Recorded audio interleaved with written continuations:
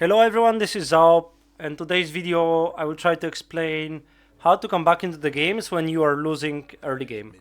So I think that's the branch that the YouTube is missing right now. I don't think there are many guides around this, and basically that's what's gonna happen this game. So for the record, this game is 7k average, so it's a pub game. I don't want to use pro players replays for this, as it's never gonna happen in your games, right? It's not like most of us want to go pro, but I think it's a good balance between skill and then pub mentality that this shaman has to play around, right? Because in the end, he's using the right principles to win the game, but it's not like the coordination is on the pro level. So the first question you want to ask yourself, which hero I want to play around? So in this game, I would argue Puck is the only core that you want to play around, because Puck has the ultimate, has the nukes, and the other choices are Raid King, that is a hero that wants to farm all the time and then just later on have a timing, especially after Raid King died 5 times. And then Spectre as a hero wants to join the fights, but in the downtime she just wants to hit creeps, and then obviously with the ultimate join fights and get some kills, right?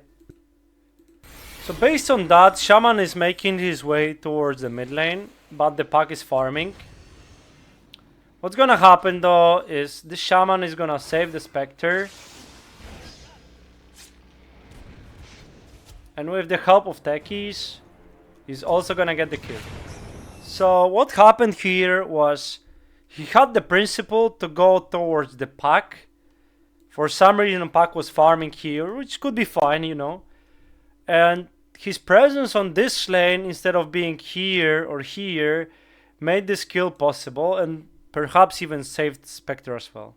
So right now there's gonna be some fluff. Shaman is making his way towards top lane as he sees TB out of position, but the Puck is going back base and there is a fight mid, which is Shaman going to connect to. So I wouldn't say that's a good move, but what's gonna happen is crucial. So Shaman is getting close to level 6, and right now Puck missed his coil. So that's the reason you don't really want to play around Puck anymore. And then you have the ultimate that he's gonna skill in a second. So you have the ultimate and you're strong, but other than that, the Puck doesn't have the ultimate right now. So for the mid laners, usually that's how it works. When they have the ultimate, the heroes like Puck, like Kunkka even, you want to play around them, and then when they don't have the ultimates, they just want to farm, right? So this Puck doesn't have the ultimate, so what's gonna happen is this Shaman is gonna go towards the rune, obviously, that's his job, but he's gonna move towards the top lane. So he's gonna go top lane, sees a glimpse of TB and wants to go on him. And what's gonna happen is they just go on TB.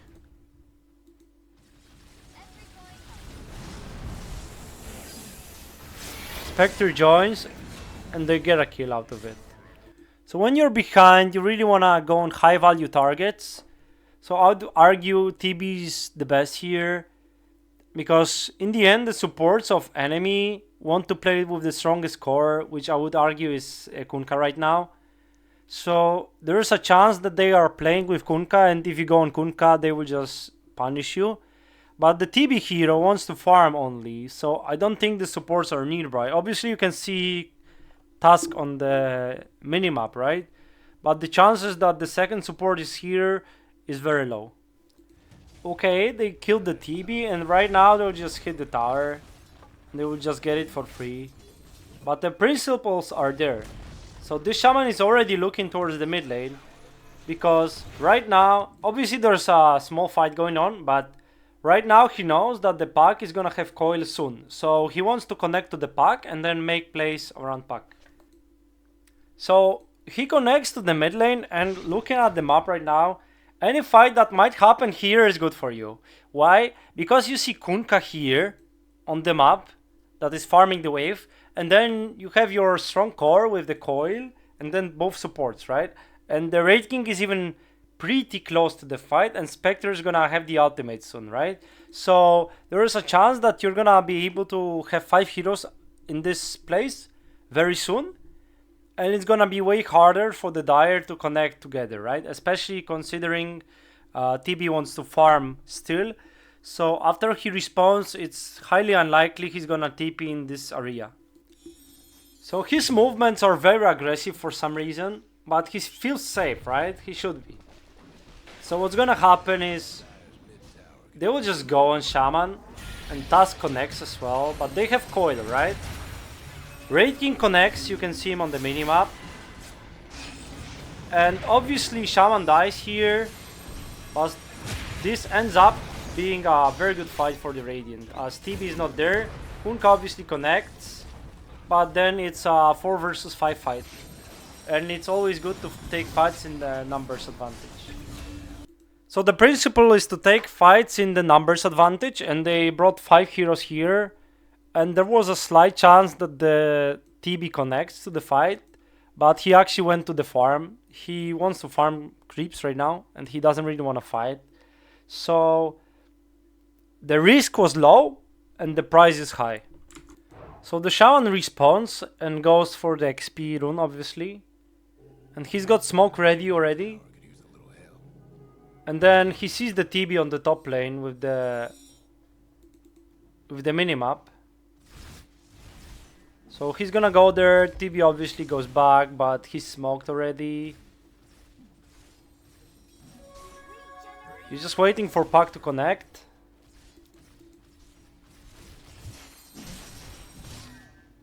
So Puck wants to farm, which is fine. He's looking for TB all the time, right? Connects to the Raid King. He knows that the TB is farming here for, like, it's obvious, right? And goes very deep at this point. They find the illusions. So he knows his place right now. And then he finds him in the last camp.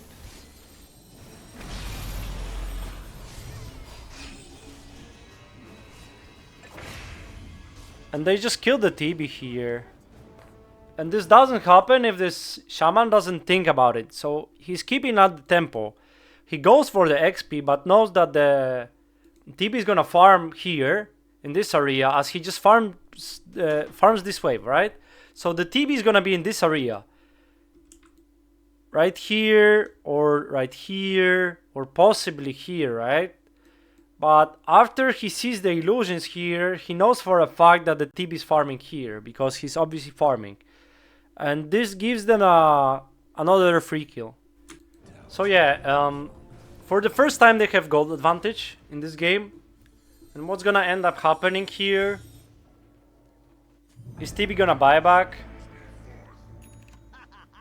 So you know you broke his spirit. He's gonna go bot. Farm the wave here. But looking at the past, it's very likely that the Kunkka will show up bot again, as he did before. And then TB, if he's still farming, he's gonna be top, right? So that's what's happening right now, because you can see the illusions on the top side. So he connects to the top side again after he bot back, right? So if you kill him, this game is basically over. You're gonna break him to the point that he's not longer gonna play. Sets up vision here.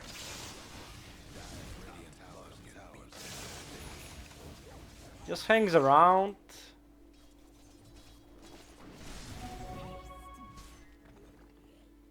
Prepares to push the tower on the top lane. Look how the gold advantage is getting bigger and bigger, and that's because they have bigger portion of the map right now.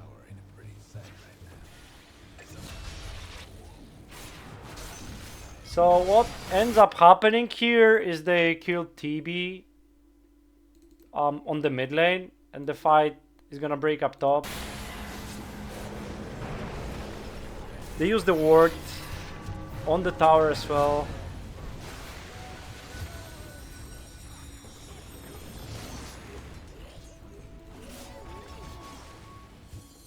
They'll just chase some kills.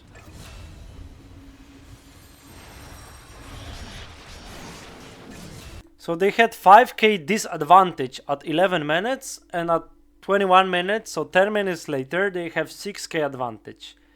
And how does it happen? So the first thing is play around your strong core. In this case, it was Pac with the ultimate. If Pac doesn't have the ultimate, then you wanna play around your second strongest core, or perhaps you wanna set up kills alone. The second thing is take fights on your terms. So that means you take fight in the numbers advantage or vision advantage. Obviously, if it's possible, take fights in the both. So when you have vision and numbers advantage. 3. Keep up the tempo. You don't really want to farm against heroes that are already fatter than you and they farm faster. So if they just let this TB farm freely, that means this TB is his advantage is gonna be getting bigger and bigger, right? And at this point, he's 4th place. 10 minutes after, he was 2nd on the graph, right? If I remember correctly. So obviously in games like this, it's very easy for you to just give up and keep farming. But if you have those principles and you have people that you want to play around with, it's very easy to turn those games around. Obviously, not every game is going to look like this. Sometimes you get stomped in the early game, in the lanes, and then they will just continue stomping you.